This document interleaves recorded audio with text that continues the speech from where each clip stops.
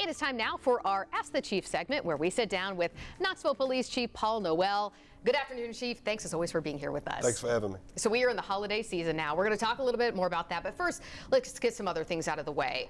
Recently, your officers encountered a scene where a suspect, was holding an axe and a shooting happened. Tell me where things stand with that. Sure. So those officers are still on administrative reassignment. So they're back at work, but they're not on the street. That investigation is still being conducted by the Tennessee Bureau of Investigation. Once that's completed, to go to the District Attorney General's office, then we'll start our administrative investigation. I do want to say with that, when you watch the video, which we've released already, the aid that our officers rendered in the aftermath of that incident likely saved his life. Very, very proud of the work that officers did on that scene. And it's an interesting note because that is something that people have been a little critical of in the past. Yes. Not only your department, but others as well, that officers after a shooting have not rendered aid quickly enough, but you feel like the officers did so in this case. Well, yeah, absolutely. When you watch the video, you actually see them run, get the first aid kit, and they're actually putting gauze in the wound. And speaking to the medical professionals at the hospital, they said that likely saved his life. And speaking of, he is doing better now. He's out of the hospital. He is. He's out of the hospital. He's actually in jail. He faces 2 charges of aggravated assault against our officers and vandalism against the person that he was involved in the incident with.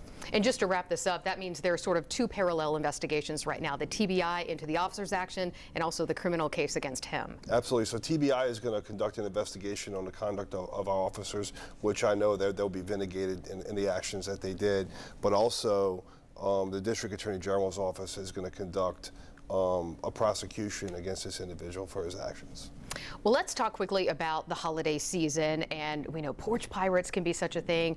People are looking to steal your gifts, your information, all of that. It can be, while a happy holiday time, a dangerous time for folks as well. What should people do? Oh, absolutely. So, package theft is something that's a big problem for us during the holidays. So please, if you're getting packages delivered, try to time it when if you're going to be at work, get packages sent to your office. I actually just got something sent to the police department, right now. But also, cameras work great. But also, if you have a neighbor that's home all the time, a retired neighbor, ask them if you could get some packages sent to their house. They also make lock boxes that you can put in front of your house as well if you have a continual problem with package theft.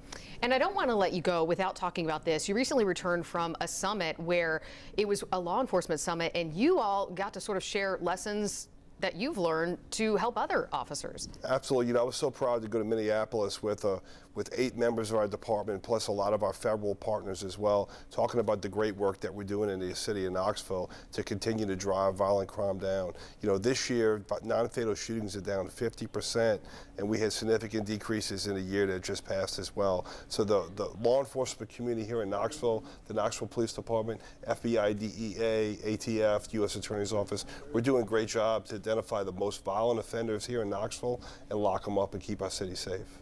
And I don't think we'll see you again before then, but how's 2025 looking for everybody? I tell you, we've had a great year in 2024, and we have a lot of really good things in store in 2025, and I'm so excited about the hard work that the men and women of our police department are doing.